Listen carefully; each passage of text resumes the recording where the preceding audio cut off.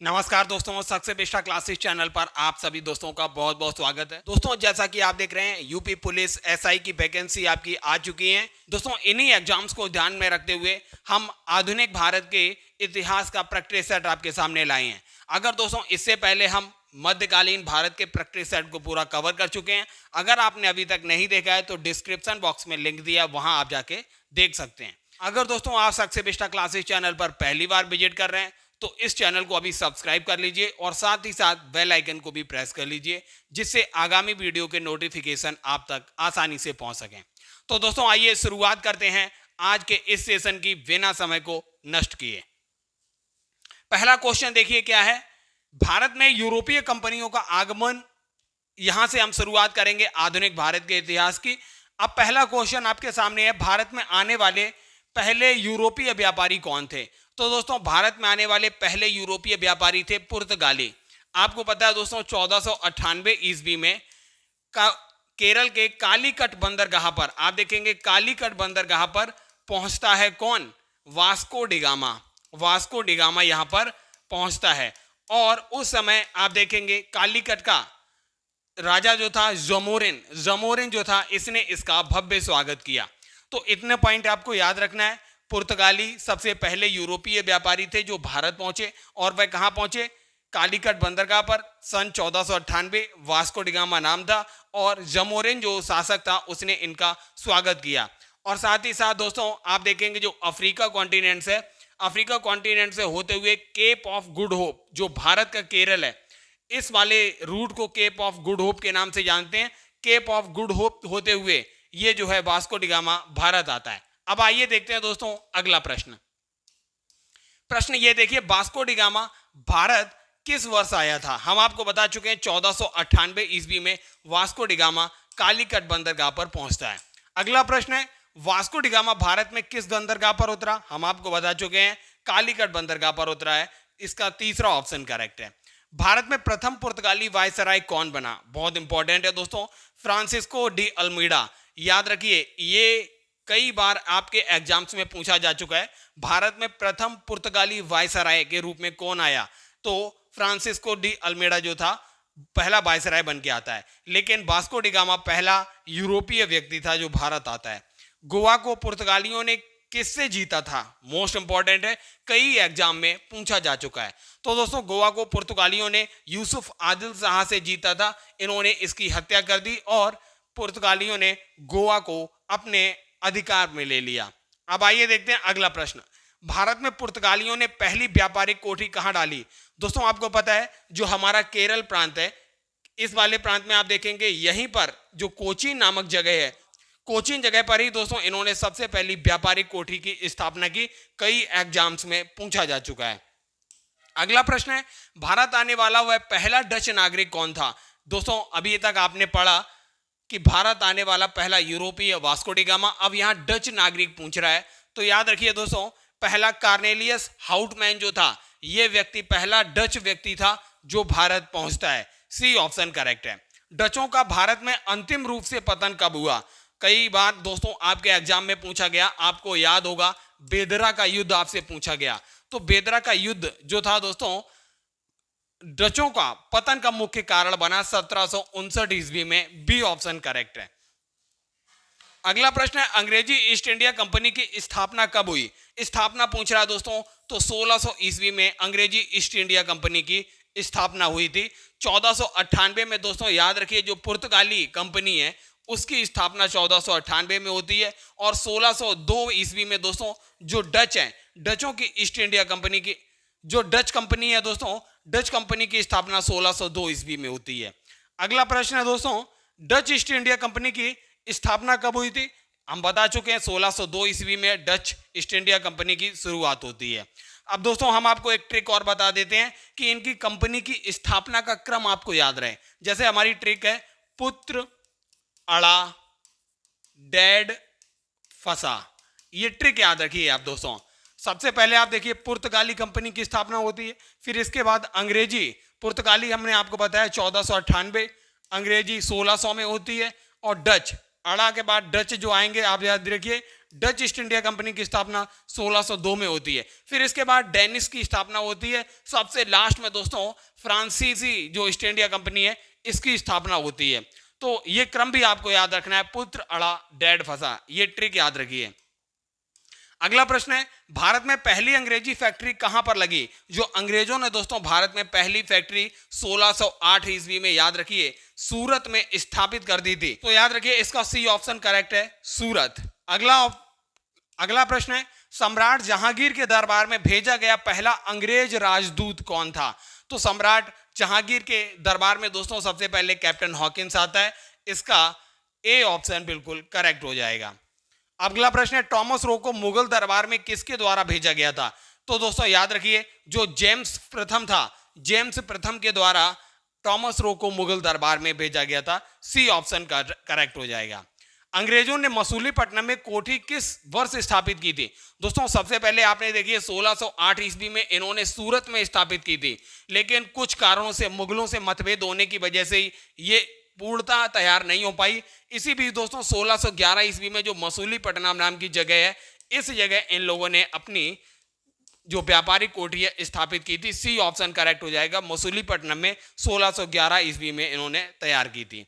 अंग्रेजों ने east India company को अधिकार पत्र किसके द्वारा प्राप्त हुआ था? जो अंग्रेजी ईस्ट इंडिया कंपनी थी उस समय दोस्तों जो रानी थी, महारानी एलिजाबेथ प्रथम जो थी, इसके द्वारा इसको अधिकार पत्र प्राप्त हुआ था। सी ऑप्शन बिल्कुल करेक्ट होगा। अगला प्रश्न है दोस्तों, भारत में फ्रांसीसियों ने पहली व्यापारिक कोठरी कहां पर स्थापित की थी? तो याद रखिए दोस्तों अंग्रेजों ने और फ्रांसीसियों दोनों ने पहली व्यापारिक कोठी सूरत में स्थापित की थी। तो याद रखिए फ्रांसीसियों ने 1668 ईस्वी में यह व्यापारिक कोठी स्थापित की थी। अगला प्रश्न देखते हैं दोस्तों, फ्रांसिस मार्टिन ने किस स्थान की स्थापना की थी? दोस्तों 1674 ईस्वी में, याद रखिए 1674 में, याद रखिए ये पौंडीचेरी की स्थापना जो की गई थी फ्रांसिस मार्टिन के द्वारा की गई थी और कई एग्जाम्स में पूछा जा चुका है। अगला प्रश्न देखते हैं दोस्तों, बंगाल की राजधानी ढाका से हटाकर कौन सा बनाया गया? तो दोस्तों आपको पता है जब मुगल शासक औरंगजेब की मृत्यु हो जाती है, मुगल शासक औरंगजेब की मृत्यु के बाद ये जो बंगाल जो था एक स्वतंत्र राज्य के रूप में उभर कर आता है। तो मुर्शिद कुली खां जो था दोस्तों अपनी राजधानी बंगाल, जो पहले ढाका थी बंगाल की राजधानी, इसे मुर्शिदाबाद परिवर्तित कर देता है। तो याद रखिए इसका बी ऑप्शन बिल्कुल करेक्ट हो जाएगा। प्लासी का युद्ध कब हुआ था? दोस्तों याद रखिए जो प्लासी का युद्ध है 1757 ईस्वी में होता है। ये किसके बीच हुआ था? जो रॉबर्ट क्लाइव था अंग्रेजों का नेतृत्व कर रहा था और वहीं दूसरी ओर जो था बंगाल का नवाब सिराजुद्दौला था। तो सिराजुद्दौला और रॉबर्ट क्लाइव जो अंग्रेजों के मध्य ये युद्ध हुआ था, प्लासी का युद्ध 1757 ईस्वी में। और इसमें दोस्तों मीर जाफर जैसे जो इसके सेनापति थे गद्दार, इन्होंने इसको धोखा दे दिया। इस वजह से 1757 का युद्ध मैदान में लड़ने से पहले ही है सरेंडर कर देता है। तो याद रखिए 1757 के प्लासी का युद्ध सिराजुद्दौला अंग्रेजों के बीच हुआ।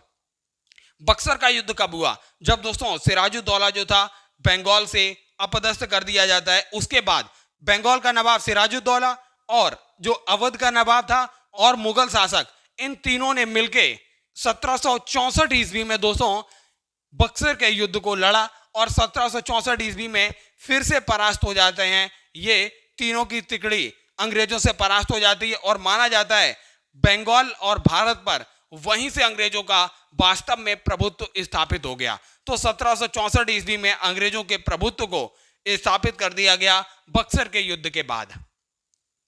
प्रथम आंग्ल मैसूर युद्ध कब हुआ? दोस्तों याद रखिए पहला आंग्ल मैसूर युद्ध 1767 से 1769 ईस्वी को प्रथम हुआ था। 1780 से 1784 ईस्वी के बीच द्वितीय हुआ था और 1790 और 1792 के बीच तृतीय हुआ था और 1799 में चतुर्थ हुआ था। तो याद रखिए ये चारों आंग्ल मैसूर युद्ध हैं। 1799 के बाद टीपू सुल्तान युद्ध के मैदान में मारा जाता है। इस तरीके से आप देखेंगे अंग्रेजों का मैसूर पर पुनः आधिपत्य हो जाता है। तो याद रखिए प्रथम आंग्ल मैसूर युद्ध कब हुआ था? 1767 से 69। द्वितीय आंग्ल मैसूर युद्ध 1780 से 1784, इसमें हैदर अली मारा जाता है और इसके बाद टीपू सुल्तान की एंट्री होती है।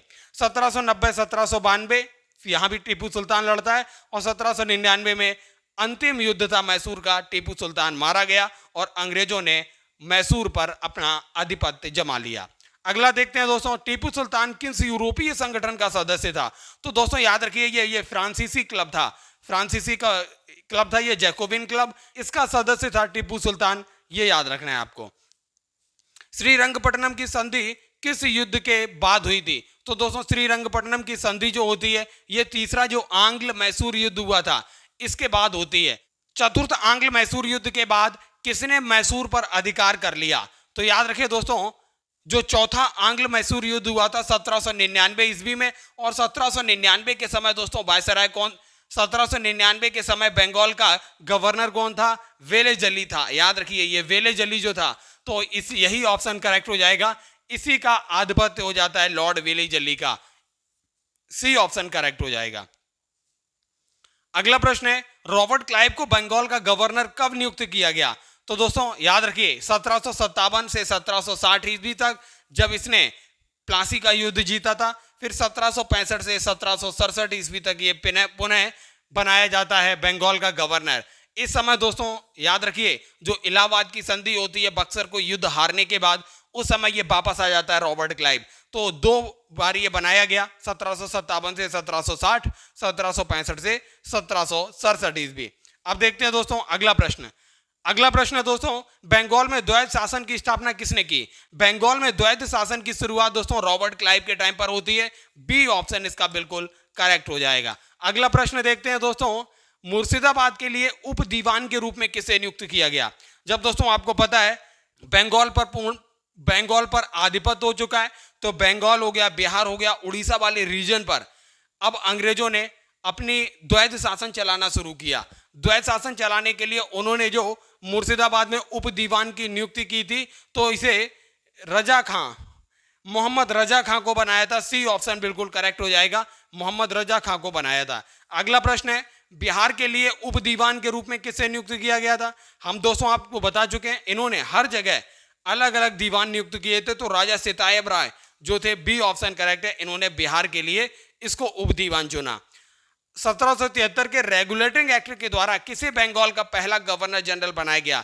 दोस्तों 1773 का रेगुलेटिंग एक्ट जो आता है, इसमें जो था वॉरेन हेस्टिंग्स था, वॉरेन हेस्टिंग्स को पहला गवर्नर जनरल बनाया जाता है बंगाल का। याद रखिए बंगाल का पहला गवर्नर जनरल कौन था? Warren Hastings. वहीं बंगाल का पहला गवर्नर कौन था? Robert Clive. अब आइए देखते हैं अगला प्रश्न। वॉरेन हेस्टिंग्स ने किस वर्ष फौजदारी व दीवानी न्यायालयों की स्थापना की थी? ये दोस्तों 1772 ईस्वी में इसने फौजदारी और दीवानी न्यायालयों की स्थापना की थी। इसका बी ऑप्शन करेक्ट हो जाएगा। अगला प्रश्न है दोस्तों, 1784 के पिट्स इंडिया अधिनियम द्वारा किस संस्था को कंपनी के कार्यों पर नियंत्रण दिया गया? तो दोस्तों आपको पता है पिट्स इंडिया एक्ट के द्वारा जो ब्रिटानिया संसद थी, ब्रिटेन की संसद थी, इसको कंपनी के कार्यों पर नियंत्रण दिया गया था। तो याद रखिए इसका बी ऑप्शन करेक्ट हो जाएगा। स्थायी बंदोबस्त की शुरुआत कब होती है? परमानेंट सेटलमेंट की शुरुआत दोस्तों 1793 ईस्वी को होती है, और 1793 को याद रखिए लॉर्ड कार्नवालिस जो था ये गवर्नर जनरल था। तो सी ऑप्शन इसका बिल्कुल करेक्ट हो जाएगा। अगला प्रश्न है दोस्तों, 1791 में जोनाथन डंकन ने कहां पर संस्कृत विद्यालय की स्थापना की थी? 1791 ईस्वी में दोस्तों बनारस में की गई थी। बी ऑप्शन बिल्कुल करेक्ट हो जाएगा। अगला प्रश्न देखते हैं, भारत में सिविल सेवाओं की आरंभिक नींव किसके द्वारा रखी गई? तो सिविल सेवाओं की आरंभिक नींव कई बार पूछा जाता है कि फादर ऑफ सिविल सर्विसेज किसे बोला जाता है? तो याद रखिए दोस्तों जो कार्नवालिस था, कार्नवालिस को ही भारत में सिविल सेवाओं की आरंभिक नींव रखने का श्रेय दिया जाता है। तो बी ऑप्शन इसका बिल्कुल करेक्ट हो जाएगा। अगला प्रश्न है, सर जॉन सोर ने किस नीति को अपनाया? तो दोस्तों इसने अहस्तक्षेप की नीति को अपनाया। तो याद रखिए अहस्तक्षेप की नीति को अपनाया। बी ऑप्शन बिल्कुल करेक्ट हो जाएगा। अगला प्रश्न है दोस्तों, फोर्ट विलियम कॉलेज की स्थापना किस उद्देश्य से की गई थी? दोस्तों सबसे पहले फोर्ट विलियम की स्थापना कहां पर हुई थी? कोलकाता में हुई थी। यह भी कई बार पूछा गया है। और दोस्तों ये स्थापना इसलिए की गई थी कि सिविल सेवक जो थे, सिविल सेवकों को प्रशिक्षण दिया जा सके। तो इसका सी ऑप्शन करेक्ट हो गया। लॉर्ड वेलेजली ने किस नीति की शुरुआत की थी? हम आपको बता चुके हैं दोस्तों, लॉर्ड वेलेजली ने सहायक संधि की शुरुआत की थी।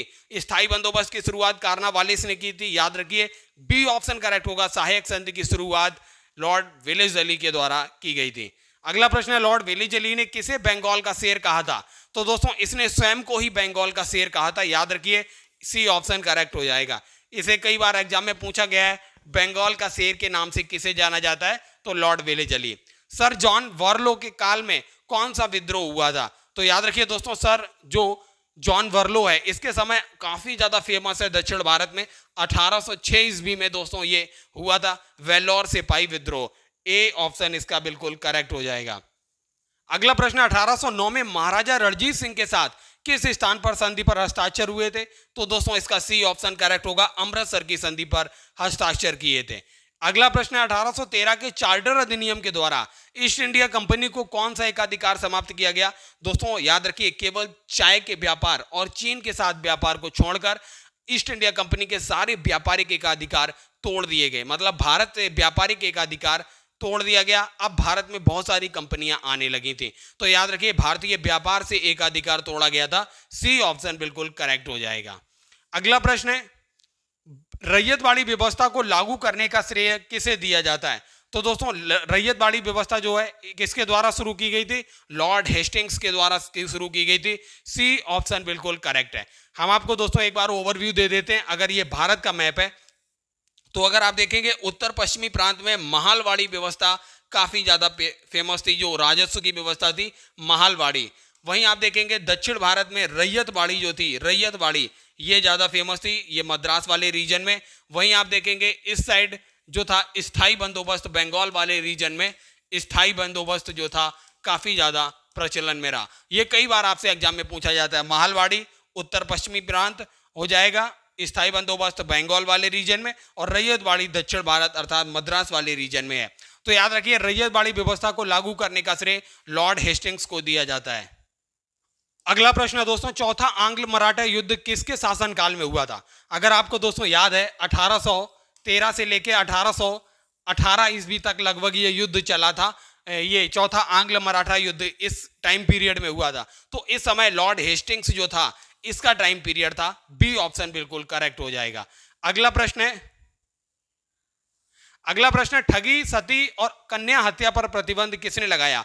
दोस्तों याद रखिए, एक ट्रिक है, ठगी, सती, अंग्रेजी शिक्षा और उच्च पद पर बालिका हत्या। ये ट्रिक याद रखिए, बालिका हत्या, इससे काफी चीजें याद हो जाएंगे। ठगी, सती, अंग्रेजी शिक्षा, उच्च पद पर बालिका हत्या। ठगी प्रथा, सती प्रथा, अंग्रेजी शिक्षा को बढ़ावा, उच्च पदों पर भारतीयों की नियुक्ति और बालिका हत्या का प्रतिबंध किया गया। किसके काल में? ये विलियम बेंटिक के काल में किया गया था। ये सब काम सी ऑप्शन करेक्ट हो जाएगा। अगला प्रश्न है दोस्तों, भारत का प्रथम गवर्नर जनरल कौन था? हम दोस्तों आपको बता चुके हैं, बंगाल का पहला गवर्नर कौन था? रॉबर्ट क्लाइव हो जाएगा। वहीं आप देखेंगे बंगाल का गवर्नर जनरल पहला कौन था? वॉरेन हेस्टिंग्स था, वॉरेन हेस्टिंग्स, याद रखिए। अब यहां पर क्वेश्चन आया है, भारत का प्रथम गवर्नर जनरल कौन था? तो भारत का पहला गवर्नर जनरल जो था, लॉर्ड विलियम बेंटिक था। सी ऑप्शन बिल्कुल इसका करेक्ट हो जाएगा। अगला प्रश्न है, प्रेस की स्वतंत्रता का समर्थक किसे कहा जाता है? दोस्तों इसने प्रेस पर लगे सारे प्रतिबंधों को हटाया था। बी ऑप्शन करेक्ट हो जाएगा, सर चार्ल्स मैडकॉफ। अगला प्रश्न है दोस्तों, प्रथम अफगान युद्ध किस गवर्नर जनरल के समय हुआ था? अगर दोस्तों एक ट्रिक याद रखिए, अफगान में पहला शब्द क्या है? आ है। तो जो गवर्नर जनरल होगा उसके पहले शब्द अक्षर भी जो होगा वो भी आ होगा। तो ऑकलैंड जो याद रखिए, लॉर्ड ऑकलैंड के समय प्रथम अफगान युद्ध हुआ था। गवर्नर जनरल था लॉर्ड ऑकलैंड। इसका ए ऑप्शन करेक्ट होगा। सिंध का विलय ब्रिटिश क्षेत्र में किसके शासनकाल में हुआ था? चाहे दोस्तों सिंध का विलय हो, इसका देखिए एलन बरो, लॉर्ड एलन बरो के समय सिंध का विलय हुआ था। और यहीं पर अगला देखिए दोस्तों, दास प्रथा का भी समापन। दो चीजें याद रखिए, सिंध का विलय और दास प्रथा, ये दोनों की दोनों दोस्तों लॉर्ड एलन बरो के टाइम पीरियड में होती हैं। बी ऑप्शन इसका बिल्कुल करेक्ट हो जाएगा। अगला प्रश्न है दोस्तों, प्रथम आंग्ल सिख युद्ध किसके शासनकाल में हुआ है? तो प्रथम आंग्ल सिख युद्ध लॉर्ड हार्डिंग के शासनकाल में होता है। उस समय ये दोस्तों गवर्नर था, याद रखिए। ए ऑप्शन इसका बिल्कुल करेक्ट हो जाएगा। अगला प्रश्न है, किस गवर्नर जनरल ने बलि प्रथा पर प्रतिबंध लगाया था? तो बलि प्रथा पर दोस्तों प्रतिबंध लगाने वाला कौन था? लॉर्ड हार्डिंग जो था, इसी के द्वारा बलि प्रथा पर प्रतिबंध लगाया गया था। अगला प्रश्न क्या है? अगला प्रश्न है, लॉर्ड डलहौजी का कार्यकाल कब से कब तक था? दोस्तों 1848 से लेकर 1856 ईस्वी तक इसका कार्यकाल रहा था, डलहौजी का कार्यकाल। बी ऑप्शन बिल्कुल करेक्ट होगा। डॉक्ट्रिन ऑफ लैप्स किसके द्वारा शुरू की गई? हम आपको बता चुके हैं, डॉक्ट्रिन ऑफ लैप्स जो था दोस्तों, व्यपगत का सिद्धांत, इसी डलहौजी के द्वारा शुरू किया गया था। बी ऑप्शन करेक्ट है। व्यपगत का सिद्धांत ही था दोस्तों जो 1857 की क्रांति के लिए भी उत्तरदायी कहीं ना कहीं रहा है। तो याद रखिए। अगला प्रश्न है, हड़प नीति के अंतर्गत निम्न में से कौन सा राज्य ब्रिटिश साम्राज्य में नहीं जोड़ा गया? मोस्ट इंपॉर्टेंट है दोस्तों। सतारा को जोड़ा गया, झांसी को जोड़ा गया, उदयपुर को जोड़ा गया, अवध हो, अवध के अलावा भी दोस्तों कर्नाटक है। अभी रिसेंटली की जो यूपी पीसीएस का एग्जाम हुआ उसमें कर्नाटक भी ऑप्शन में दिया हुआ था। सतारा दिया था, झांसी दिया था, कर्नाटक दिया था और एक और ऑप्शन दिया हुआ था, तो उसमें कर्नाटक करेक्ट ऑप्शन था। कर्नाटक को भी नहीं जोड़ा गया था हड़प नीति के तहत, ना अवध को जोड़ा गया था। सी ऑप्शन करेक्ट हो जाएगा। अगला प्रश्न है दोस्तों, शिमला को ग्रीष्मकालीन राजधानी किसके द्वारा बनाया गया था? तो यह डलहौजी के ही द्वारा बनाया गया था। बी ऑप्शन बिल्कुल करेक्ट होगा। अगला प्रश्न है, लोक निर्माण विभाग पीडब्ल्यूडी की स्थापना की गई थी? तो डलहौजी के ही द्वारा की गई थी। सी ऑप्शन इसका बिल्कुल करेक्ट हो जाएगा। अगला प्रश्न देखते हैं, भारत में पहली रेलगाड़ी कब चलाई गई? इसी डलहौजी के समय दोस्तों 1853 ईस्वी में चलाई गई थी। मोस्ट इंपॉर्टेंट है, कई बार रिपीट किया जा चुका है आपके एग्जाम में। 1856 में किस सामाजिक सुधार कानून को पारित किया गया? तो 1856 ईस्वी में दोस्तों विधवा पुनर्विवाह अधिनियम की शुरुआत की गई थी। ये दोस्तों धार्मिक जो 1857 की क्रांति हुई उसमें जो धार्मिक कारण थे, कहीं ना कहीं दोस्तों ऐसी प्रथाओं को भी मान्यता देने की वजह से हुई थी कि विधवा पुनर्विवाह अधिनियम को पारित किया गया। ये एक धार्मिक कारण भी बना आगे चल के 1857 की क्रांति का। भारत में पहली बार डाक टिकट किसके समय में जारी की गई? दोस्तों कुछ चीजें याद रखिए, चाहे जैसे रेलगाड़ी की शुरुआत हो या फिर विधवा पुनर्विवाह हो और डाक टिकट हो, ये चीजें जो थी ये इससे जोड़ के देखिए, ये डलहौजी के ही समय पर हुई थी। डाक टिकट, विधवा पुनर्विवाह हो या फिर ट्रेन का चलना हो। अब देखते हैं दोस्तों, अगला है, भारत में तार सेवा टेलीग्राफ किसके समय शुरू हुआ? यह भी याद रखिए दोस्तों, टेलीग्राफ भी दोस्तों डलहौजी के समय शुरू हुआ था, इसको भी याद रखना है। निम्न में से किस राज्य को डलहौजी ने हड़प नीति के अंतर्गत शामिल नहीं किया था? तो दोस्तों नागपुर को किया गया था, बघाट को किया गया था, जैतपुर को किया गया था, बरार को नहीं किया गया था। इसका सी ऑप्शन करेक्ट हो जाएगा। ब्रह्म समाज की स्थापना कब और किसने की? ब्रह्म समाज की स्थापना दोस्तों भारतीय समाज सुधारक जो रहे राजा राममोहन राय 1828 ईस्वी में इनके ही द्वारा की गई थी, याद रखिए। और इसी से याद रखिए इनको राजा की उपाधि किसके द्वारा दी गई थी? जो अकबर द्वितीय था, अकबर द्वितीय मुगल शासक था, इसने इनको राजा की उपाधि दी थी, इसलिए इसको भी याद रखना है। अगला प्रश्न है, ब्रह्म समाज किन कुरीतियों के विरोध में था? जो राजा राममोहन राय के द्वारा 1828 में स्थापित हुआ था, यह किन कुरीतियों के विरोध में था? सती प्रथा का विरोध ये करता था, बहुविवाह का विरोध ये करता था, जातिवाद का विरोध इसने किया और अस्पृश्यता का विरोध इसने किया। तो बी ऑप्शन बिल्कुल करेक्ट हो जाएगा, सती प्रथा, बहुविवाह, जातिवाद और अस्पृश्यता। अब देखते हैं दोस्तों अगला प्रश्न, राजा राममोहन राय के बाद ब्रह्म समाज का नेतृत्व किसने किया? तो आपको दोस्तों पता है केशव चंद्र सेन और देवेंद्र नाथ टैगोर, इनके द्वारा ये ब्रह्म समाज का नेतृत्व किया गया जब राजा राममोहन राय की मृत्यु हो जाती है। अगला प्रश्न, प्रार्थना समाज की स्थापना कब और कहां हुई थी? प्रार्थना समाज की स्थापना दोस्तों 1867 ईस्वी में बंबई में हुई थी, याद रखिए। बी ऑप्शन इसका बिल्कुल करेक्ट हो जाएगा। अगला प्रश्न है दोस्तों, प्रार्थना समाज की स्थापना किसके द्वारा की गई थी? तो दोस्तों याद रखिए प्रार्थना समाज की स्थापना आत्माराम पांडुरंगा के द्वारा की गई थी और किसकी देखरेख में हुई थी? किसका मार्गदर्शन था? केशव चंद्र सेन, बिल्कुल याद रखिए केशव चंद्र सेन जी ने इनको मार्गदर्शन किया था। तो प्रार्थना समाज की स्थापना केशव चंद्र सेन के मार्गदर्शन में आत्माराम पांडुरंगा के द्वारा हुई थी। अगला प्रश्न है, प्रार्थना समाज के प्रमुख सदस्य कौन थे? तो प्रार्थना, ये दोस्तों कई बार पूछा जा चुका है, याद रखिए। प्रार्थना समाज के प्रमुख जो सदस्य थे वो रानडे और भंडारकर थे। इसका ए ऑप्शन बिल्कुल करेक्ट हो जाएगा। अगला प्रश्न देखते हैं, आर्य समाज की स्थापना कब और कहां हुई थी? बहुत महत्वपूर्ण है दोस्तों।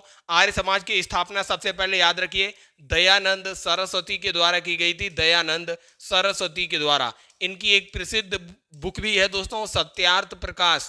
याद रखिए ये कई बार पूछी जा चुकी है। सत्यार्थ प्रकाश जो है ये दयानंद सरस्वती की किताब है। और आर्य समाज की स्थापना 1875 ईस्वी में बंबई में हुई थी। ए ऑप्शन बिल्कुल करेक्ट है और ये कई एग्जाम्स में आपसे पूछा जा चुका है।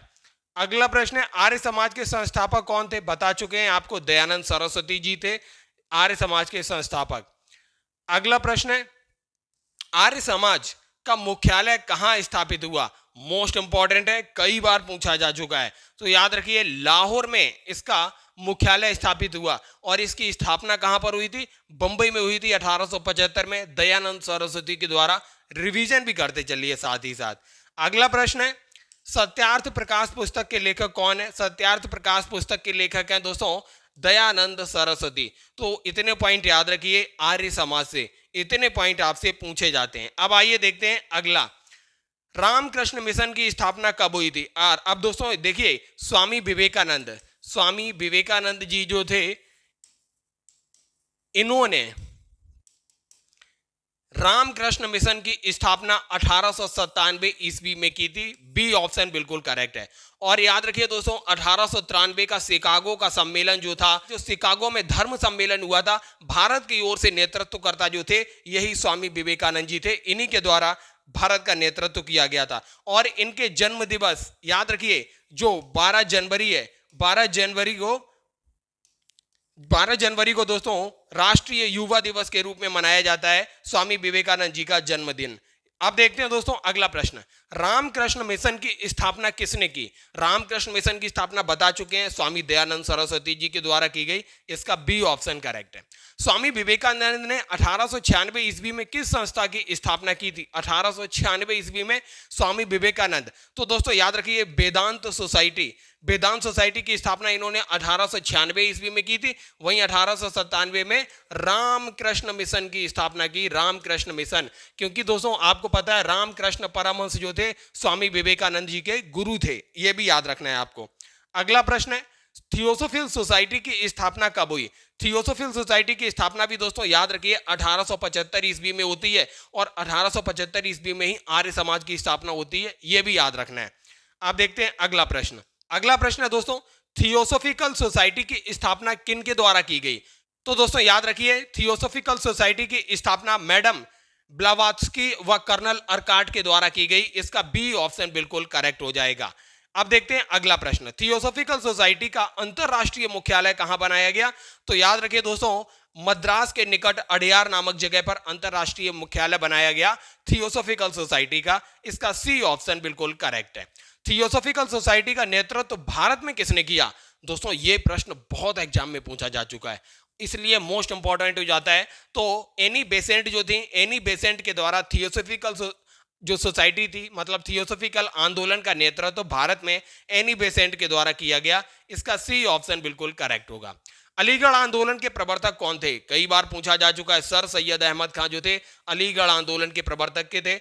अगला प्रश्न है दोस्तों, अलीगढ़ मुस्लिम आंदोलन की शुरुआत किस वर्ष हुई थी? तो याद रखिए अलीगढ़ मुस्लिम आंदोलन की शुरुआत 1875 ईस्वी में हुई थी। अगला प्रश्न देखते हैं, अलीगढ़ मुस्लिम विश्वविद्यालय किस वर्ष बना? तो अलीगढ़ मुस्लिम विश्वविद्यालय की एक इतिहास आपको बता देते हैं छोटा सा। 1875 ईस्वी में देखिए दोस्तों अलीगढ़ में एंग्लो मुस्लिम स्कूल की शुरुआत होती है। एंग्लो मुस्लिम स्कूल जो था ये 1875 ईस्वी में अलीगढ़ में बन के तैयार होता है। आगे चलकर दोस्तों यही अलीगढ़ एंग्लो मुस्लिम स्कूल जो था अलीगढ़ मुस्लिम विश्वविद्यालय के रूप में बनता है और ये जो है 1920 ईस्वी में बनता है। इसका नाम अलीगढ़ मुस्लिम विश्वविद्यालय पड़ता है। बी ऑप्शन इसका करेक्ट हो जाएगा। अब आइए दोस्तों देखते हैं अगला प्रश्न। यंग बंगाल आंदोलन की स्थापना किसने की थी? यंग बंगाल आंदोलन दोस्तों इतिहास में बहुत इंपॉर्टेंट है और कई बार रिपीट हो चुका है। हेनरी विवियन डेरोजियो, काफी इंपॉर्टेंट प्रश्न है दोस्तों, बी ऑप्शन करेक्ट है। यंग बंगाल आंदोलन की स्थापना हेनरी विवियन डेरोजियो के द्वारा की गई, इसका बी ऑप्शन करेक्ट हो जाएगा। डेरोजियन ने किन दो संगठनों की स्थापना की थी? यह भी कई बार पूछा गया है, याद रखिए, जो एकेडमिक एसोसिएशन और society for the exhibition of general knowledge, ये दो संस्थाओं की स्थापना डेरोजियो के द्वारा की गई थी। एक तो हो गया एकेडमिक एसोसिएशन और दूसरा हो गया society for the exhibition of general knowledge, C option correct हो जाएगा। डेरोजियो ने इन दो संगठनों की स्थापना की थी। अगला प्रश्न है, अहमदिया आंदोलन का नेतृत्व किसने किया? तो अहमदिया आंदोलन का नेतृत्व मिर्जा गुलाम अहमद के द्वारा किया गया, सी ऑप्शन करेक्ट है। मिर्जा गुलाम अहमद ने अहमदिया आंदोलन का नेतृत्व किया और ये कई बार पूछा जा चुका है दोस्तों। अगला प्रश्न है, अहमदिया आंदोलन की स्थापना कब हुई थी? अहमदिया आंदोलन की स्थापना 1889 ईस्वी में हुई थी, इसका बी ऑप्शन बिल्कुल करेक्ट हो जाएगा। अगला प्रश्न है, मिर्जा गुलाम अहमद ने किस पुस्तक की रचना की? मिर्जा गुलाम अहमद के द्वारा दोस्तों हमने बताया आपको बराहीन ए अहमदिया, अहमदिया आंदोलन के प्रवर्तक भी यही थे, याद रखिए, मिर्जा गुलाम अहमद, और इन्हीं ने ही बराहीन ए अहमदिया पुस्तक भी लिखी है, इसका सी ऑप्शन करेक्ट हो जाएगा। अगला प्रश्न है, बंगाल विभाजन किस वर्ष किया गया था? बंगाल विभाजन दोस्तों 1905 ईस्वी में किया गया था। इस समय कौन था? लॉर्ड कर्जन जो था, लॉर्ड कर्जन यहां वायसराय था, लॉर्ड कर्जन, इसी के समय ये बंगाल का विभाजन होता है। अब आइए बंगाल विभाजन से और भी प्रश्न देखते हैं। बंगाल विभाजन के दिन पूरे देश में क्या मनाया गया? तो इसे दोस्तों शोक दिवस के रूप में मनाया गया। बंगाल विभाजन वाले दिवस को शोक दिवस के रूप में मनाया गया। अगला प्रश्न है, बंगाल विभाजन के विरोध में कौन से आंदोलन हुए? तो बंगाल विभाजन के विरोध में दोस्तों याद रखिए, एक तो स्वदेशी आंदोलन हुआ और दूसरा बहिष्कार आंदोलन छिड़ गया, बी ऑप्शन करेक्ट है। स्वदेशी आंदोलन और बहिष्कार आंदोलन दोनों 1905 ईस्वी में शुरुआत होते हैं, इतिहास की दृष्टि से बहुत महत्वपूर्ण है दोस्तों ये। अगला प्रश्न है, मुस्लिम लीग की स्थापना कब और कहां हुई थी? मोस्ट इंपॉर्टेंट है और जाने कितनी बार आपसे एग्जाम में रिपीट हुआ है। मुस्लिम लीग की स्थापना दोस्तों 1906 में हुई थी, याद रखिए, और इसकी स्थापना ढाका में हुई थी, इसका सी ऑप्शन बिल्कुल करेक्ट हो जाएगा। अब आइए देखते हैं मुस्लिम लीग की स्थापना किसके नेतृत्व में हुई? मुस्लिम लीग की स्थापना नवाब सलीमुल्लाह, याद रखिए, बी ऑप्शन करेक्ट है। नवाब सलीमुल्लाह खान के नेतृत्व में मुस्लिम लीग की स्थापना 1906 ईस्वी को ढाका में हुई। इन चीजों को भी रिवाइज करते चलिए आप। अगला प्रश्न देखते हैं दोस्तों। अगला प्रश्न क्या है, मुस्लिम लीग के प्रथम अधिवेशन की अध्यक्षता किसने की? मुस्लिम लीग का प्रथम अधिवेशन कई बार रिपीटेड क्वेश्चन है ये, तो मुश्ताक हुसैन के द्वारा मुस्लिम लीग के प्रथम अधिवेशन की अध्यक्षता हुई, सी ऑप्शन बिल्कुल करेक्ट हो जाएगा। अगला प्रश्न दोस्तों, मुस्लिम लीग ने अमृतसर अधिवेशन जो 1908 ईस्वी में हुआ था, क्या मांग की थी? आपको दोस्तों पता है 1908 के बाद क्या आएगा? 1909। 1909 में ही आता है Morley Minto reform, Morley Minto reform आते हैं। और मार्ले मिंटो रिफॉर्म में क्या होता है दोस्तों? मार्ले मिंटो रिफॉर्म में ही पृथक निर्वाचक मंडल दे दिया जाता है। तो इसका मतलब 1908 में जो अमृतसर अधिवेशन होता है मुस्लिम लीग का, उसमें किसकी मांग की गई होगी? पृथक निर्वाचक मंडल की मांग की गई होगी, जिसे 1909 में एक्सेप्ट भी कर लिया जाता है। देखिए मुस्लिम लीग की मांग को किस सुधार अधिनियम में मान्यता दी गई? तो याद रखिए जो मार्लियामेंटो सुधार है 1909, इसमें इनको मान्यता दे दी गई, ये हम देख चुके हैं। अगला प्रश्न है, 1911 ईस्वी में दिल्ली दरबार में किसका स्वागत हुआ?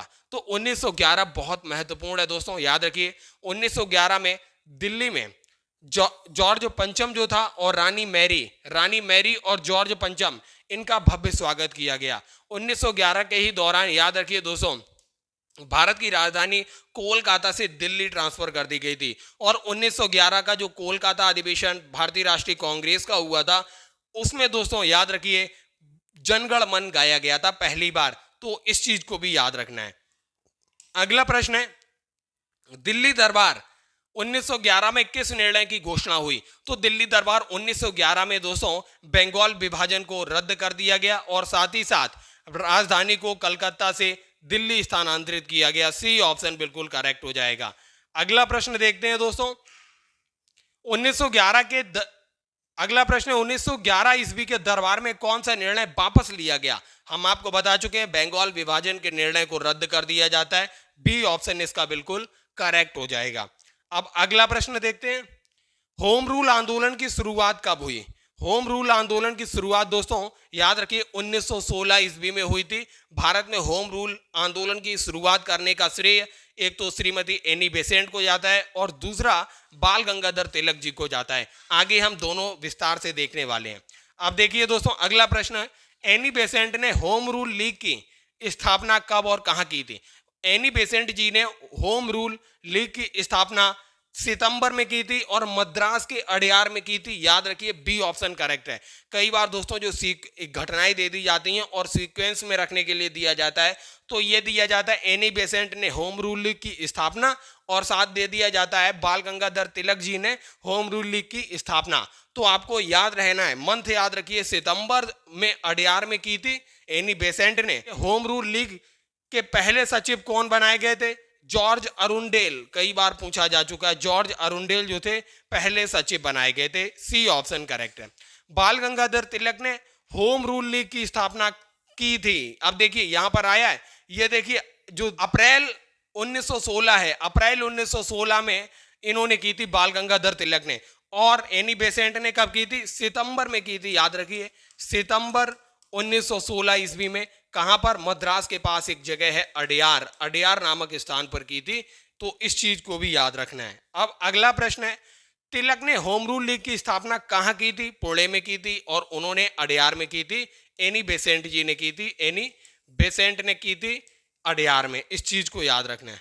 अगला प्रश्न है, भारतीय राष्ट्रीय कांग्रेस की स्थापना किस वर्ष हुई थी? भारतीय राष्ट्रीय कांग्रेस की स्थापना 1885 ईस्वी को होती है, 1885 को। और पहले अध्यक्ष कौन थे दोस्तों? व्योमेश चंद्र बनर्जी जी थे। व्योमेश चंद्र बनर्जी जो थे पहले अध्यक्ष थे।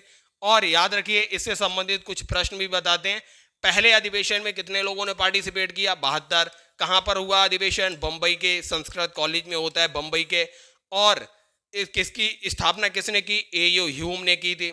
और याद रखिए इसके पहले मुस्लिम अध्यक्ष कौन थे? बदरुद्दीन तैयब जी जो थे पहले मुस्लिम अध्यक्ष हुए। और इसके पहले पारसी अध्यक्ष कौन हुए? पारसी अध्यक्ष थे दादा भाई नौरोजी, दादा भाई नौरोजी जो थे। और इसके अलावा याद रखिए पहले यूरोपियन अध्यक्ष कौन बने इसके? जॉर्ज यूल जो थे पहले यूरोपियन अध्यक्ष थे। इसके अलावा याद रखिए पहली बार वंदे मातरम कहाँ गाया गया? 1896 के अधिवेशन कोलकाता में। पहली बार जनगण मन कहाँ गाया गया? 1911 के कोलकाता अधिवेशन में। इसमें दोस्तों पहली बार स्वराज शब्द का प्रयोग किया गया 1905 में। याद रखिए बनारस अधिवेशन जिसकी अध्यक्षता दोस्तों गोपाल कृष्ण गोखले के द्वारा की गई थी। 1907 का सूरत अधिवेशन याद रखिए नरम दल गरम दल में विभाजन हो जाता है। इसके अलावा दोस्तों 1916 का अधिवेशन जो लखनऊ में हुआ था वो भी याद रखिए। इसमें नरम दल और गरम दल एक दूसरे से मिल जाते हैं और साथ ही साथ मुस्लिम लीग भी मिलती है। इसके अलावा 1917 का अधिवेशन याद रखिए, पहली महिला जो अध्यक्ष हुई थी एनी बेसेंट जी थी। और इसके अलावा 1925 का अधिवेशन बहुत इंपॉर्टेंट है, इसकी भारतीय पहली महिला अध्यक्ष थी, कानपुर अधिवेशन था, इसकी सरोजनी नायडू जी ने अध्यक्षता की थी। 1924 का अधिवेशन बेलगावी अधिवेशन महात्मा गांधी जी ने अध्यक्षता की थी, याद रखिए। इसके अलावा दोस्तों 1929 का लाहौर अधिवेशन बहुत इंपॉर्टेंट है, पूर्ण स्वराज्य का यहाँ पर उद्देश्य डिक्लेयर कर दिया गया था। 1931 का कराची अधिवेशन याद रखिए, सरदार वल्लभ भाई पटेल जी ने अध्यक्षता की थी, महात्मा गांधी को काले झंडे दिखाए गए। तो इतना इंपॉर्टेंट डाटा जो है कांग्रेस से भी आपको याद रखना है। अब आइए दोस्तों देखते हैं अगला प्रश्न। भारतीय राष्ट्रीय कांग्रेस की स्थापना किसके द्वारा की गई थी? बता चुके हैं, एओ ह्यूम के द्वारा की गई थी। सी ऑप्शन बिल्कुल करेक्ट हो जाएगा। अगला प्रश्न है, भारतीय राष्ट्रीय कांग्रेस का पहला अधिवेशन कहां पर होता है? भारतीय राष्ट्रीय कांग्रेस का पहला अधिवेशन मुंबई में होता है, बता चुके हैं आपको।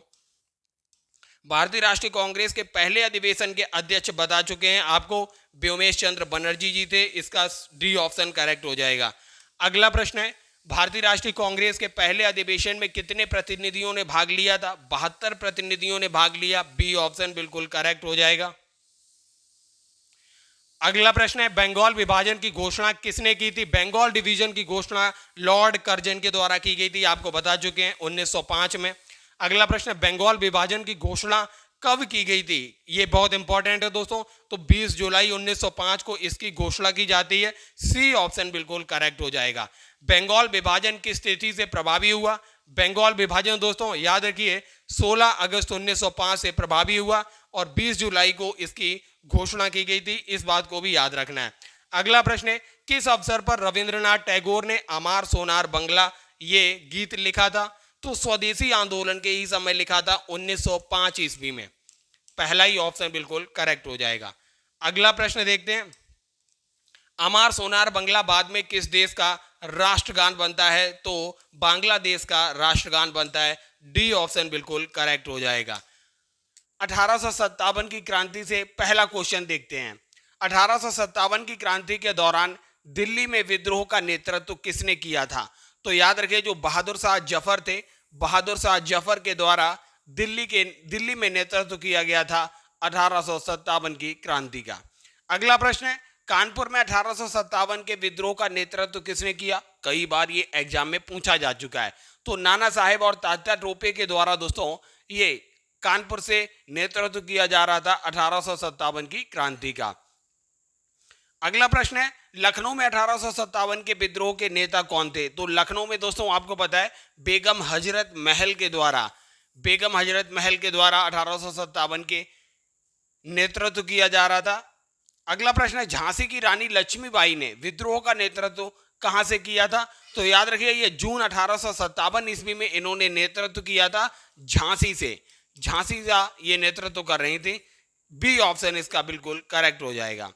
अगला प्रश्न है, इलाहाबाद में 1857 के विद्रोह का नेतृत्व किसने किया? स्टूडेंट इसको स्किप कर देते हैं और ये कई एग्जाम में पूछा जा चुका है। तो याद रखिए दोस्तों लियाकत अली जो थे ये इलाहाबाद से, अभी जो प्रयागराज बन चुका है, 1857 के विद्रोह का नेतृत्व कर रहे थे। अगला प्रश्न है, कुंवर सिंह ने विद्रोह का नेतृत्व किस स्थान से किया? कई एग्जाम में पूछा जा चुका है, मोस्ट इंपॉर्टेंट है, याद रखिए। तो कुंवर सिंह ने दोस्तों जगदीशपुर, ये बिहार में है जगदीशपुर जगह, यहां से ये नेतृत्व कर रहे थे। डी ऑप्शन करेक्ट हो जाएगा।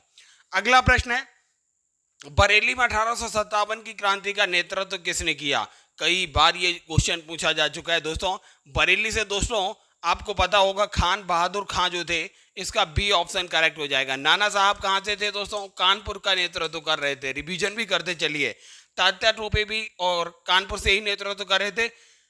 इसका बी ऑप्शन करेक्ट हो जाएगा। अगला प्रश्न देखते हैं दोस्तों, फैजाबाद के विद्रोह का प्रमुख नेता कौन था? तो फैजाबाद के दोस्तों मौलवी अहमदुल्ला, ये बी ऑप्शन करेक्ट है। रानी लक्ष्मीबाई झांसी, याद रखिए बी ऑप्शन इसका करेक्ट है। मौलवी अहमदुल्ला जो थे फैजाबाद, अभी जो अयोध्या है, उसका नेतृत्व कर रहे थे। फतेहपुर में विद्रोह का नेतृत्व किसने किया था? तो दोस्तों फतेहपुर में विद्रोह का नेतृत्व देखिए खान बहादुर कहाँ का नेतृत्व कर रहे थे? बरेली का नेतृत्व कर रहे थे। मौलवी अहमदुल्ला कहाँ का नेतृत्व कर रहे थे? फैजाबाद का नेतृत्व कर रहे थे। वहीं आप देखेंगे लियाकत अली इलाहाबाद का नेतृत्व कर रहे थे। आप देखिए सब, जब आपका सब कुछ क्लियर होगा तब आप इजीली आंसर टिक कर देंगे। फतेहपुर से कौन नेतृत्व कर रहा था? अजीमुल्ला कर रहे थे। इस तरीके से बी ऑप्शन करेक्ट होगा। 1857 में दिल्ली में विद्रोह की तिथि क्या थी?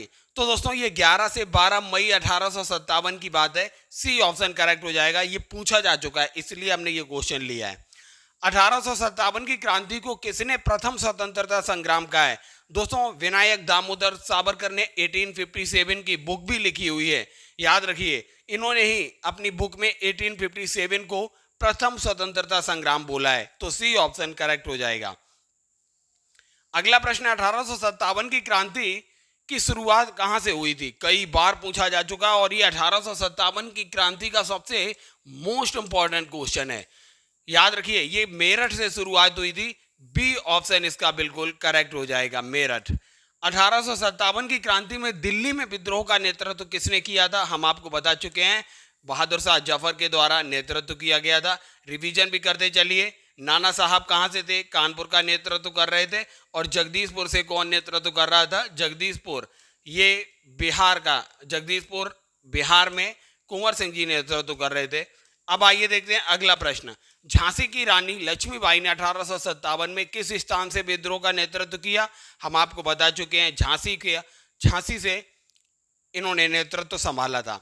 अगला प्रश्न, 1857 के विद्रोह की असफलता का प्रमुख कारण क्या था? कई बार पूछा जा चुका है। तो दोस्तों, जन सहयोग की अधिकता नहीं थी, बल्कि सीमित क्षेत्रीय विस्तार।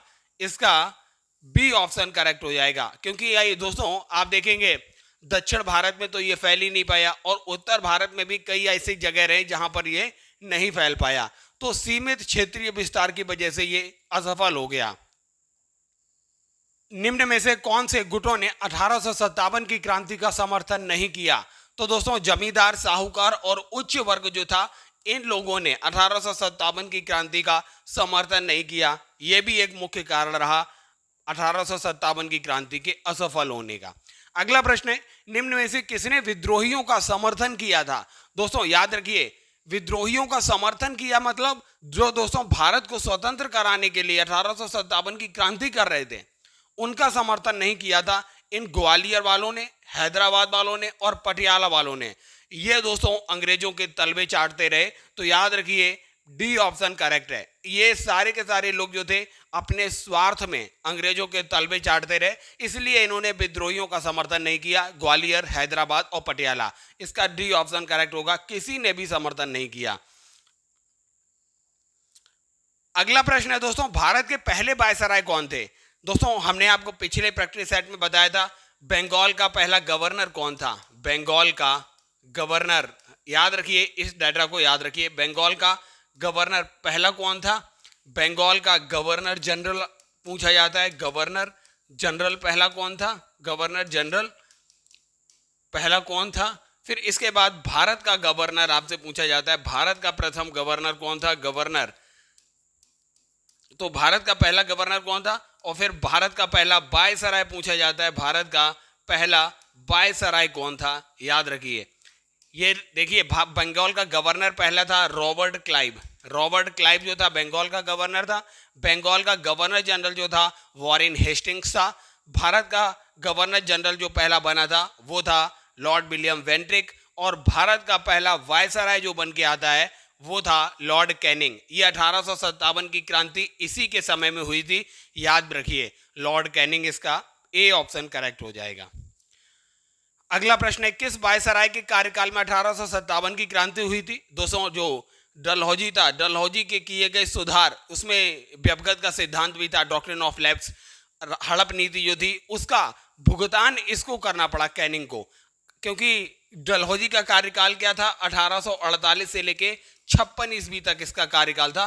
फिर इसके बाद 1857 में आता है लॉर्ड कैनिंग, पहला वायसराय बन के आता है। इसी के समय 1857 की क्रांति हुई थी। ए ऑप्शन करेक्ट हो जाएगा। अगला प्रश्न है, वर्नाकुलर प्रेस एक्ट किस वायसराय के द्वारा लागू किया गया था? तो दोस्तों वर्नाकुलर प्रेस एक्ट 1878 ईस्वी में लागू किया गया था, इसको याद रखना है। और ये किसके द्वारा लाया गया था? लॉर्ड लिटन के द्वारा लाया गया था। इसका बी ऑप्शन बिल्कुल करेक्ट हो जाएगा। भारत में पहली जनगणना किसके कार्यकाल में हुई? अब दोस्तों दो तरीके का प्रश्न पूछा जाता है। पहली अनियमित जनगणना जो हुई थी, अनियमित जनगणना तो 1872 में लॉर्ड मेयो जो था, मेयो, इसके समय हुई थी। लेकिन जो नियमित जनगणना हुई, नियमित जनगणना ये रिपन के समय हुई थी। बी ऑप्शन इसका बिल्कुल करेक्ट होगा।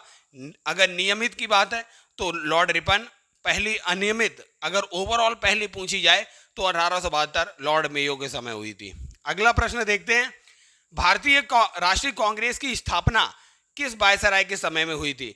तो दोस्तों भारतीय राष्ट्रीय कांग्रेस की स्थापना 1885 ईस्वी में होती है और इसको लॉर्ड डफरिन के दिमाग की उपज भी कहा जाता है। याद रखिए, इसको बोला जाता है ये डफरिन के दिमाग की उपज थी। और इसका संस्थापक कौन था? ए यो ह्यूम जो थे इसके संस्थापक थे। और इसका पहला अधिवेशन कहाँ हुआ था?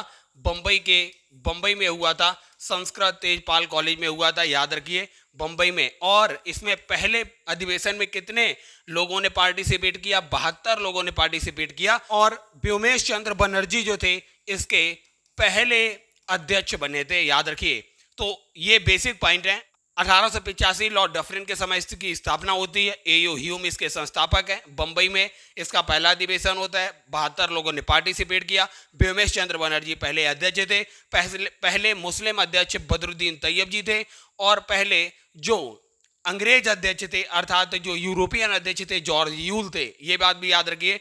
और पहले पारसी अध्यक्ष थे दादा भाई नौरोजी, और दादा भाई नौरोजी ने कांग्रेस की अध्यक्षता 3 बार की, ये भी याद रखना है। और कांग्रेस से क्वेश्चन बेसिक पूछे जाते हैं। 1896 का जो कोलकाता अधिवेशन था, इस समय वंदे मातरम गाया गया, और 1911 में आप देखेंगे कलकत्ता अधिवेशन में जनगण मन गाया गया। ये बेसिक पॉइंट भी आपसे कई बार पूछे जाते हैं। अब देखते हैं दोस्तों अगला प्रश्न, लॉर्ड डफरिन के समय कौन सा युद्ध हुआ था? ये मोस्ट इंपॉर्टेंट है, कई बार पूछा जा चुका है। लॉर्ड डफरिन के समय दोस्तों आपको पता है तृतीय आंग्ल बर्मा युद्ध जो था, ये डफरिन के समय होता है। तृतीय आंग्ल बर्मा युद्ध मोस्ट इंपॉर्टेंट है, ये पूछा जा चुका है। भारत परिषद अधिनियम इंडियन काउंसिल एक्ट 1892 किस वायसराय के समय लागू किया गया था? तो दोस्तों लॉर्ड लैंसडाउन के समय ये लागू हुआ था। बी ऑप्शन बिल्कुल करेक्ट हो जाएगा। अगला प्रश्न है, डुरंड आयोग का गठन किस उद्देश्य से किया गया था? दोस्तों आपने डुरंड लाइन आप भी सुनी होगी। डुरंड लाइन कौन कौन से देशों के बीच है, जरा बताइए। याद रखिए अफगान और भारत की सीमा निर्धारण करने हेतु ये डुरंड आयोग का गठन किस उद्देश्य से किया गया था? भारत और अफगान सीमा निर्धारण हेतु। ये भी दोस्तों किसके कार्यकाल में हुआ था? लैंसडाउन के कार्यकाल में हुआ था, याद रखिए लैंसडाउन के कार्यकाल में। अगला प्रश्न देखते हैं, पुलिस आयोग का गठन किस वायसराय के शासनकाल में हुआ था? पुलिस आयोग का गठन दोस्तों लॉर्ड कर्जन के शासनकाल में हुआ था। इसका सी ऑप्शन बिल्कुल करेक्ट हो जाएगा। अगला प्रश्न देखते हैं, पुरातत्व विभाग की स्थापना कब और किसके समय में हुई? दोस्तों पुरातत्व विभाग की स्थापना ये कर्जन के समय में हुई थी, 1904। बी ऑप्शन इसका बिल्कुल करेक्ट हो जाएगा। अगला प्रश्न देखते हैं, 1905 ईस्वी में बंगाल का विभाजन किस वायसराय के समय हुआ था? 1905 में बंगाल का विभाजन भी दोस्तों लॉर्ड कर्जन के समय हुआ था, 1905 में। बी इसका सी ऑप्शन करेक्ट है।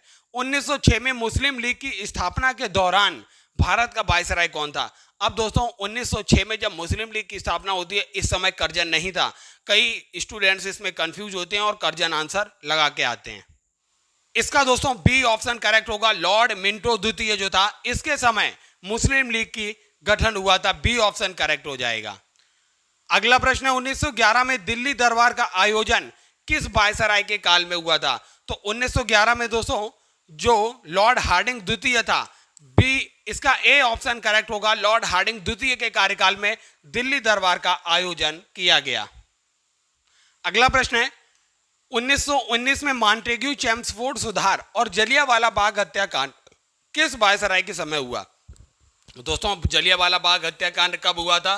13 अप्रैल 1919 को होता है जलियांवाला बाग हत्याकांड। इस समय कौन था? चेम्सफोर्ड जो था ये वायसराय था। वहीं मॉन्टेग्यू जो था ये भारत का सचिव था, याद रखिए मॉन्टेग्यू सचिव था, चेम्सफोर्ड भारत का वायसराय था। यही पूछा गया वायसराय कौन था? तो लॉर्ड चेम्सफोर्ड जो था दोस्तों, इसका सी ऑप्शन बिल्कुल करेक्ट हो जाएगा। अगला प्रश्न है, स्वराज पार्टी की स्थापना किस वायसराय के समय हुई थी? दोस्तों 1923 में होती है स्वराज पार्टी का गठन, और इसके गठनकर्ता कौन थे? चित्तरंजन दास। आप देखेंगे चित्तरंजन दास, इनको दोस्तों नेताजी सुभाष चंद्र बोस का पॉलिटिकल गुरु, राजनीतिक गुरु भी कहा जाता है चित्तरंजन दास को।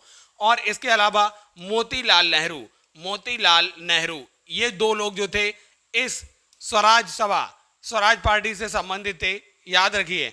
और इस कौन सा वायसराय कौन था उस समय?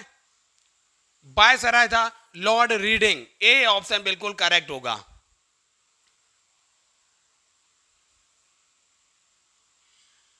अगला प्रश्न है, लाहौर अधिवेशन 1929 किस वायसराय के समय हुआ था? दोस्तों लाहौर अधिवेशन हो, चाहे गांधी इरविन समझौता हो, पूना पैक्ट हो, ये सारे के सारे जो थे इस इरविन के ही समय हुए थे। और इसी के समय दोस्तों याद रखिए जो गोलमेज सम्मेलन का आयोजन शुरू हुआ था वह इसी के समय हुआ था, इरविन के समय। गांधी इरविन समझौता किस वर्ष और किसके कार्यकाल में हुआ था? गांधी और इरविन का समझौता है तो दोस्तों इरविन के ही बीच होगा। इरविन यहाँ देखिए दो जगह है, तो गांधी इरविन का समझौता मार्च 1931 में होता है। बी ऑप्शन करेक्ट हो जाएगा, इसका बी ऑप्शन करेक्ट होगा। अगला प्रश्न है दोस्तों, भारत सरकार अधिनियम 1935 किसके समय में लागू हुआ?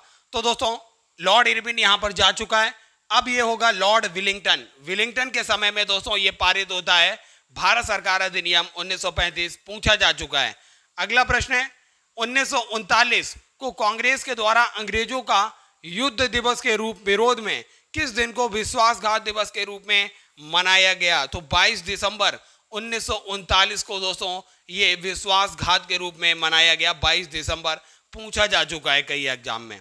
अगला प्रश्न है, शिमला सम्मेलन 1945।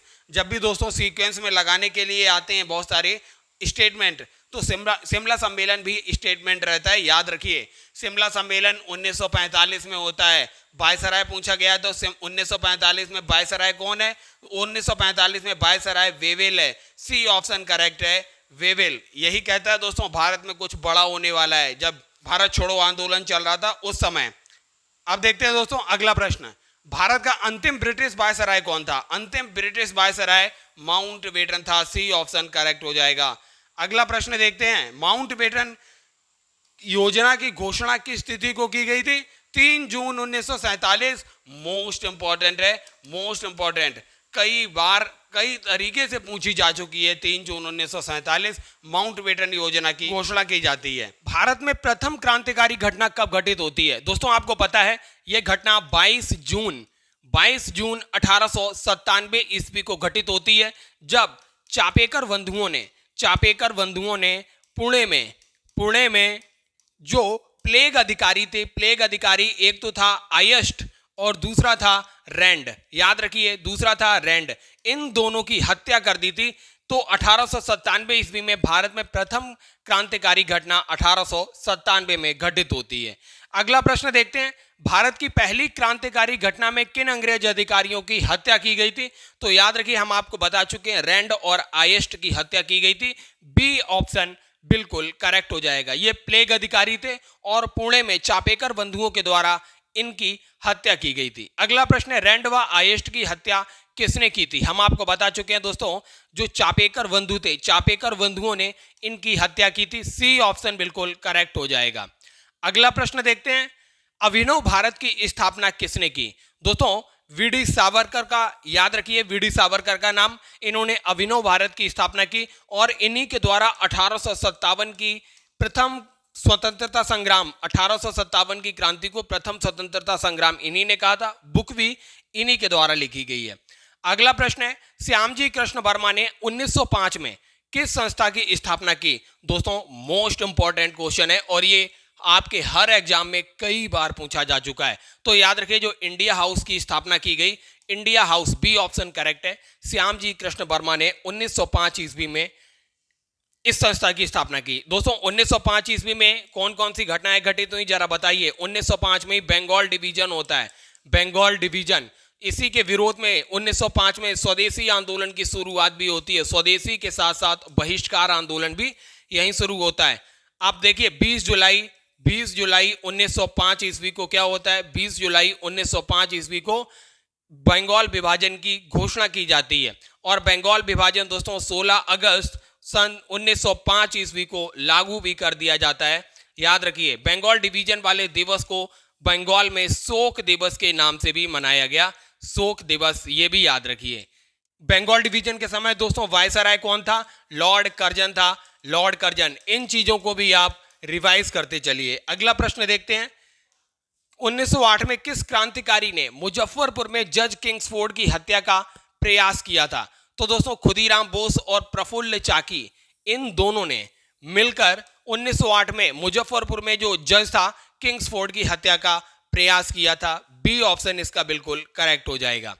अगला प्रश्न है दोस्तों, नासिक के जज जैक्सन की हत्या किसने की थी? तो दोस्तों जो अनंत कन्हेरे हैं, अनंत कन्हेरे को इस हत्याकांड के बाद फांसी की सजा भी दी गई थी। याद रखिए ये अनंत कन्हेरे जो हैं ये नासिक के जज जैक्सन की हत्या करते हैं और इनको बाद में फांसी दी जाती है। कर्नल वाइली की हत्या के आरोप में किस क्रांतिकारी को फांसी की सजा दी गई थी? तो दोस्तों याद रखिए मदन लाल धींगरा। मदन लाल धींगरा जो थे, इन्होंने कर्नल वाइली की हत्या की थी। इस आरोप में इनको फांसी की सजा दी जाती है। अगला प्रश्न है दोस्तों, 1912 में लॉर्ड हार्डिंग के जुलूस पर बम किसने फेंका था? 1912 में लॉर्ड हार्डिंग के जुलूस पर दोस्तों रास बिहारी बोस के द्वारा बम फेंका गया था। बी ऑप्शन इसका बिल्कुल करेक्ट हो जाएगा। अगला प्रश्न है, हिंदुस्तान रिपब्लिकन एसोसिएशन की स्थापना कब और कहां की गई थी? तो दोस्तों हिंदुस्तान रिपब्लिकन एसोसिएशन की स्थापना 1924 ईस्वी में कानपुर में की गई थी। सी ऑप्शन बिल्कुल करेक्ट हो जाएगा। अब देखते हैं अगला प्रश्न, हिंदुस्तान रिपब्लिकन एसोसिएशन की स्थापना किसने की थी? तो दोस्तों सचिंद्र सन्याल भी थे इसमें, राम प्रसाद बिस्मिल थे, और इसके अलावा चंद्रशेखर, आप देखेंगे भगत सिंह, ये सभी इसी के पार्ट थे। तो हिंदुस्तान रिपब्लिकन एसोसिएशन की स्थापना सचिंद्र सन्याल, राम प्रसाद बिस्मिल इत्यादि ने मिलकर की। अगला प्रश्न है, काकोरी कांड किस वर्ष घटित होता है? दोस्तों काकोरी कांड याद रखिए, इसे काकोरी ट्रेन एक्ट, अभी इसका नाम भी संशोधन कर दिया गया है, काकोरी कांड को काकोरी ट्रेन एक्शन के नाम से कर दिया गया है। तो ये 9 अगस्त 1925 ईस्वी को काकोरी ट्रेन एक्शन अर्थात काकोरी कांड घटित होता है। बी ऑप्शन करेक्ट है। काकोरी कांड में किसे फांसी की सजा दी गई? तो दोस्तों काकोरी कांड में राम प्रसाद बिस्मिल, अशफाक उल्ला खां, राजेंद्र लाहड़ी और रोशन सिंह, इन चारों को फांसी की सजा दी गई थी। याद रखिए दोस्तों, बहुत इंपॉर्टेंट प्रश्न है। राम प्रसाद बिस्मिल, अशफाक उल्ला खां, राजेंद्र लाहड़ी और रोशन सिंह को काकोरी कांड में फांसी की सजा दी गई। अगला प्रश्न है, सैंडर्स की हत्या कब की गई थी? तो दोस्तों सैंडर्स की हत्या 1928 में भगत सिंह और राजगुरु के द्वारा की गई थी। बी ऑप्शन इसका बिल्कुल करेक्ट हो जाएगा। अगला प्रश्न है, लाला लाजपत राय पर लाठीचार्ज कहां हुआ था? लाला लाजपत राय पे दोस्तों जब साइमन कमीशन जब 1928 में भारत आता है, 1928 में भारत पहुंचता है, इसका विरोध कर रहे थे लाला लाजपत राय। कहां से? लाहौर से इसका विरोध कर रहे थे, और इस विरोध इसलिए हो रहा था क्योंकि इसमें एक भी व्यक्ति भारतीय नहीं था। साइमन कमीशन का गठन जो होता है 1927 में होता है, यह भी याद रखना है। और लाला लाजपत राय लाठीचार्ज में घायल हो जाते हैं और आगे चलकर इनकी मृत्यु हो जाती है, जिसका बदला आप देखेंगे भगत सिंह और राजगुरु ने सैंडर्स की हत्या करके लिया था। अगला प्रश्न है, भगत सिंह और बटुकेश्वर दत्त ने बम कब और कहां फेंका? तो दोस्तों जो केंद्रीय विधानसभा है, याद रखिए इसका ए ऑप्शन करेक्ट होगा। 8 अप्रैल 1929 को केंद्रीय विधानसभा में उन्होंने बम फेंका। अगला प्रश्न है, चटगांव शस्त्रागार पर हमला किसके नेतृत्व में हुआ था? दोस्तों चटगांव शस्त्रागार पर हमला सूर्य सेन के नेतृत्व में हुआ था। बी ऑप्शन करेक्ट है। अगला प्रश्न है दोस्तों, चंद्रशेखर आजाद की मृत्यु कब हुई थी? चंद्रशेखर आजाद की मृत्यु दोस्तों 1931 में, याद रखिए जो फरवरी 1931, 27 फरवरी 1931 ईस्वी को चंद्रशेखर आजाद इलाहाबाद के अल्फ्रेड पार्क में अंग्रेजों के साथ मुठभेड़ में मारे गए थे। याद रखिए इसका बी ऑप्शन बिल्कुल करेक्ट हो जाएगा। अगला प्रश्न है, भगत सिंह सुखदेव राजगुरु को फांसी की सजा कब दी गई थी? भगत सिंह सुखदेव राजगुरु को 23 मार्च 1931 को फांसी की सजा दी गई थी। इसका सी ऑप्शन बिल्कुल करेक्ट हो जाएगा। अगला प्रश्न है, सुभाष चंद्र बोस को आजाद हिंद फौज का सर्वोच्च सेनापति कब बनाया गया? तो दोस्तों 1943 ईस्वी, डी ऑप्शन करेक्ट हो जाएगा। सुभाष चंद्र बोस को आजाद हिंद फौज का सर्वोच्च सेनापति नियुक्त किया गया। अगला प्रश्न है, दिल्ली चलो और तुम मुझे खून दो मैं तुम्हें आजादी दूंगा, ये नारे किसके द्वारा दिए गए थे? तो दोस्तों 2 नारे हैं, दिल्ली चलो और दूसरा है तुम मुझे खून दो मैं तुम्हें आजादी दूंगा। ये दोनों के दोनों नारे नेताजी सुभाष चंद्र बोस के द्वारा दिए गए। दोस्तों नेताजी सुभाष चंद्र बोस के ही द्वारा 1939 में फॉरवर्ड ब्लॉक की स्थापना होती है। याद रखिए फॉरवर्ड ब्लॉक बिल्कुल कई बार एग्जाम में पूछा गया है। अगला प्रश्न है दोस्तों, आजाद हिंद फौज के गठन का विचार सबसे पहले किसके मन में आता है? तो दोस्तों कैप्टन मोहन सिंह के मन में आता है सबसे पहले आजाद हिंद फौज के गठन का विचार। सी ऑप्शन बिल्कुल करेक्ट हो जाएगा, कई बार आपसे एग्जाम में पूछा जा चुका है। अगला प्रश्न है दोस्तों, अगस्त प्रस्ताव कब प्रस्तुत किया गया था? दोस्तों आपसे कई बार अगस्त प्रस्ताव कॉमा इधर दे देता है क्रिप्स मिशन, इसके बाद दे देगा कैबिनेट मिशन दे देगा, और इसके बाद आपसे शिमला सम्मेलन दे देगा, शिमला सम्मेलन जिसे बेबल योजना के नाम से भी जानते हैं। ये सारी चीजें दे देता है और इनको सीक्वेंस में लगाने के लिए बोलता है। तो याद रखिए 1940 में आता है अगस्त प्रस्ताव। इस तरीके से आप स्टेप बाय स्टेप सबकी ईयर्स याद रखेंगे तो इजी हो जाएगा आपको सीक्वेंस में लगाना। क्रिप्स मिशन भारत कब आता है दोस्तों? 1942 में क्रिप्स मिशन भारत आता है। इसी को महात्मा गांधी कहते हैं ये पोस्ट डेटेड चेक है। पोस्ट डेटेड चेक है मतलब ऐसा चेक है जिसका डेट जो है भविष्य में है और ये कभी भी आने वाली नहीं है। अगला देखते हैं दोस्तों, क्रिप्स मिशन के तहत क्या प्रस्तावित किया गया था? क्रिप्स मिशन के तहत दोस्तों भारतीय संविधान सभा का गठन किया जाएगा, इस बात को प्रस्तावित किया गया था। बी ऑप्शन इसका बिल्कुल करेक्ट हो जाएगा। अगला प्रश्न है, गांधी जी ने क्रिप्स मिशन योजना को किस उपमा से संबोधित किया था? भविष्य की तारीख वाला चेक मतलब पोस्ट डेटेड चेक है दोस्तों। डी ऑप्शन इसका बिल्कुल करेक्ट हो जाएगा। अगला प्रश्न है, भारत छोड़ो आंदोलन का प्रस्ताव कब पारित किया गया? भारत छोड़ो आंदोलन का प्रस्ताव दोस्तों 8 अगस्त 1942 को प्रस्तावित किया गया, इसका बी ऑप्शन बिल्कुल करेक्ट हो जाएगा। अगला प्रश्न है, भारत छोड़ो आंदोलन का प्रमुख नारा क्या था? यह महात्मा गांधी के द्वारा दिया गया था, करो या मरो। ए ऑप्शन इसका बिल्कुल करेक्ट हो जाएगा।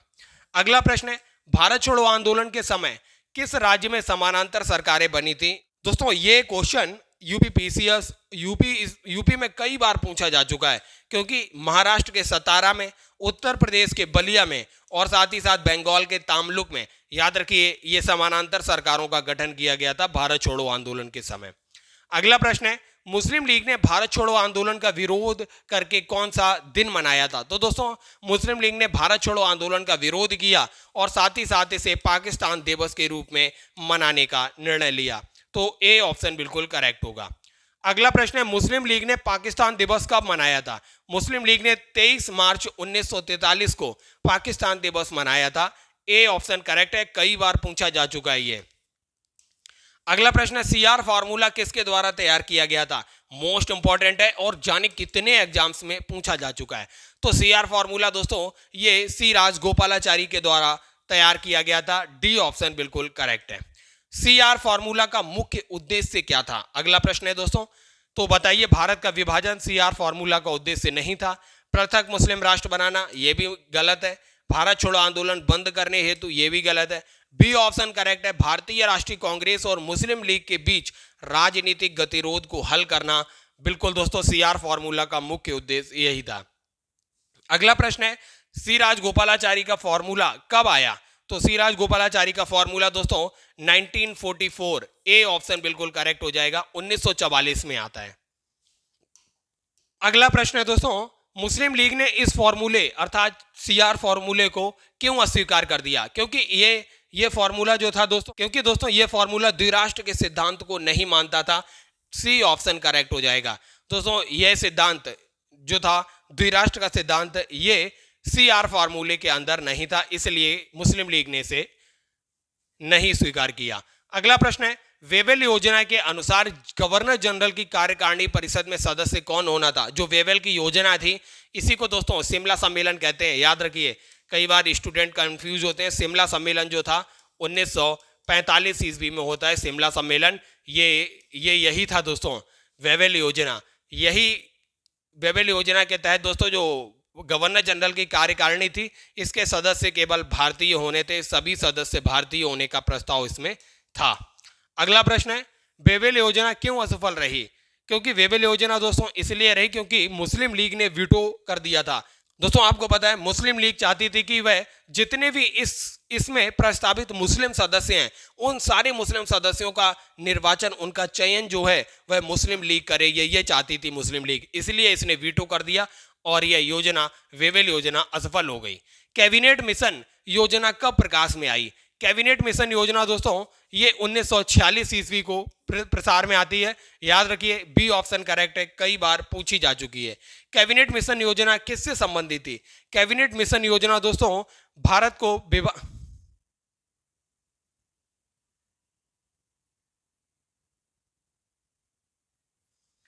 दोस्तों वैसे तो कैबिनेट मिशन योजना में भारत के विभाजन से संबंधित कोई भी प्रस्ताव नहीं था, इसलिए इसे बी ऑप्शन करेक्ट हो जाएगा। भारत के विभाजन रोकने से संबंधित था ये कैबिनेट मिशन।